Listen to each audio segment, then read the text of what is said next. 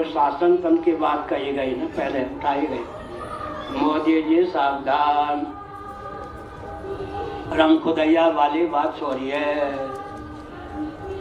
गोरक्षक गुंडे भी कहते हैं, गाय को चारा भी देते हैं, कोई अपना असली रूप जो वही प्रकट कीजिए। असली रूप हो वही।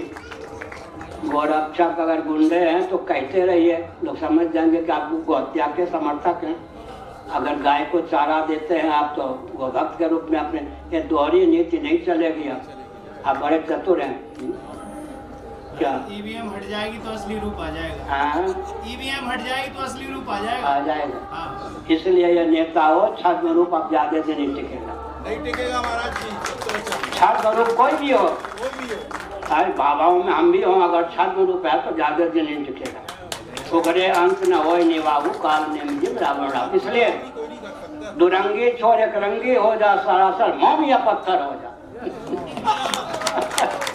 दुरंगी छोड़ एक रंगी हो जा, सरासर मोम या पत्थर हो जा। विचित्र बात है। गोरक्षक गुंडे कहकर गोहत्यारों के वोट ले लिया, उनकी कृपा पात्र बन गए। अब गाय को चारा दे करके गोभक्तों की कृपा पात्र बनना चाहते हैं। इधर क्या है, गरीबी दूर करने के नाम पर क्रिश्चियनों को छूट दे रखा है। खूब हिंदुओं को क्रिश्चियन बनना है, जाओ, वहाँ भी उनका यश हो गया। जहाँ जाते हैं, अमेरिका के राष्ट्रपति के पहले मनमोहन सिंह पीछे चलते थे, अब बराबर चलते हैं। वो कहते आप ही आगे बढ़िए मोदी जी। पूरे विश्व में डंका तो है, लेकिन पोल पट्टी भी हम लोग जानते हैं, इसलिए सावधान हो जाइए। पोल पट्टी गोरक्षक हैं तो गोरक्षक के रूप में अपने आप को घोषित कीजिए। गोहत्यारे अगर हैं, गोहत्या के समर्थक हैं, तो गोहत्यारे के रूप में अपने को समर्थन कीजिए। इसमें क्या बात? जिस देश में गाय के रक्त गिरता है, उस देश का कल्याण कैसे हो सकता है? नहीं हो सकता। इसलिए हमने संकेत किया, पृथ्वी के जितने धारक हैं उनको विकृत अवलुप्त करने का व्यामोह विकास के नाम पर अनुचित है। इसलिए भारत को, भारत के रूप, ये सब घाटी है। हम जानता तो हूँ लेकिन बोलूँगा नहीं। थोड़े समय में ये सब चुलबुल हैं। आगे भारत को जैसा शासन चाहिए वैसा शासन होगा। अब ज्यादा दिन तक ये खिचड़ी वाला काम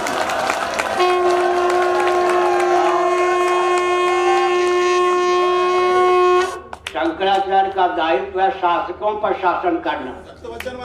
समझ गए? ये मत समझिए। अभी विचित्र बात है क्या, पुरी के शंकराचार्य को आदित्यनाथ भी दबाना चाहते हैं, मोदी भी दबाना चाहते हैं। मोदी योगी सब एक आतंकवादी को पूरे विश्व में पुरी का शंकराचार्य बना के घुमा रहे। तुम भी घूमो अपने आप शंकराचार्य बन के, क्या करो? अंग्रेजों के शासन काल में कोई नकली शंकराचार्य था? नरसिंह राव ने, मैंने जब रामालय ट्रस्ट में हस्ताक्षर नहीं किया, मोदी जी सावधान, मेरे अत्यंत मान्य आचार्यों ने अहोभाग्य समझकर आस्था पूर्वक रामालय ट्रस्ट में हस्ताक्षर किया। मैं तो पद पर प्रतिष्ठित हुआ था, मैंने हस्ताक्षर नहीं किया। नरसिंह राव ने मेरे अपहरण का, मरवाने का प्रयास किया, भगवत कृपा से बाल बाग का नहीं। अगर उस समय मैंने हस्ताक्षर कर दिया होता, अयोध्या में मंदिर तो बन गया होता, राम जी प्रतिष्ठित होते, अगल बगल आमने सामने मस्जिद भी होती। आज आप यश ले लीजिए, मुझे यश नहीं चाहिए, लेकिन किसके हस्ताक्षर न करने के कारण मोदी नरसिंह राव ने क्या कहा था, भले ही पुरी के शंकराचार्य अभी प्रतिष्ठित ही हुए हों, मुझ में दम खम नहीं है, उनके न चाहने पर भी मैं मंदिर बनवा दूं। समझ गए? तो हमने संकेत किया, रामलला विराजमान हो गए, ठीक है, लेकिन ध्यान रखना चाहिए शास्त्र सम्मत मर्यादा का पालन करें।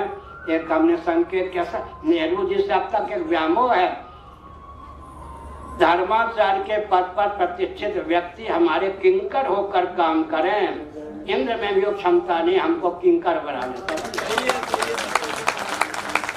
शंकराचार्य का पद यो मत समझिए, जिनकी गद्दी है, सच्ची बात में बोलता हूँ, सुनिए। पूर्वाचार्य महाराज पद पर से प्रतिष्ठित स्वनामधन निरंजन देव जी महाराज, मैं नैमिषारण्य से भगा था पैदल, चलते चलते 3 महीने में पूरी पहुंचा। रक्त गिरते थे तलवे से, 2-2 दिन भूखे लोग, या तो गुप्तचर समझे थे, छोटी आयु थी। या पागल समझते थे या कुछ और भी समझते थे। तो मैंने सुना कि पुरी के शंकराचार्य स्व नामधन निरंजन देव तीर्थ जी महाराज 15 दिन अभी मठ में रहेंगे। जब वो नैमिषारण्य के 2-3 कार्यक्रमों में पहुँचे थे, उनकी सेवा में कोई त्रुटि ना हो मुझे नियुक्त किया गया था। मैंने कहा आपसे मैं गीता पढ़ना चाहता हूँ शंकरवाद। उन्होंने जोर से डांट दिया। उन दिनों सगे संबंधी ही भोजन कर सकते थे, आ जाए कोई बाहर वाले संत महात्मा किसी को एक रोटी मिलना भी संभव नहीं। मेरी स्थिति वही हो गई। छोटी आयु थी। ध्रुव जी को जो डांट दिया भी माता ने, ध्रुव जी की जो दशा हुई होगी, उनका नाम भी ध्रुव ही था, मेरी वही दशा हो गई। मैं रो पड़ा और रोते रोते देवलोक से पीठ में जो भगवान शंकराचार्य पहले तो कोने में थे, देवलोक से खुला हुआ मिला, वहाँ गया। मैंने कह दिया आप शंकराचार्य की मूर्ति को, जिनको शंकराचार्य की गद्दी पर बैठा रखा है, मैंने उनसे कहा गीता पढ़ा दीजिए। शंकरवाद डांट दिया। मूर्ति से आवाज आई, मैंने गीता का जितने भाष्य सबका ज्ञान दे दिया, गीता पर लिखना शुरू कर दिया। अगर वो पढ़ाते तब तो सीमित ज्ञान होता, डांट दिया तो भरपूर ज्ञान हो गया। इसलिए गुरु अगर डांट भी दे महापुरुष तो लाभ ही है। हमने संकेत किया सज्जनों। हाँ आगे जो बता रहे थे स्थापित हुए उसका बता रहे थे क्या? पीठ में उनके द्वारा जो स्थापित हुए वो बता रहे थे। क्या क्या शंकराचार्य की मूर्ति से आवाज आई, ये कहलवा नहीं चाहते। मैंने अपनी गद्दी का उत्तराधिकारी तुमको नियुक्त किया, तुमको शंकराचार्य घोषित किया, तुम शंकराचार्य हो जाओगे। जब मुझे शंकराचार्य पद पर प्रतिष्ठित कर दिया गया तो मैंने सूचना भिजवाई, जिसको आपने डांटा था वही आई है।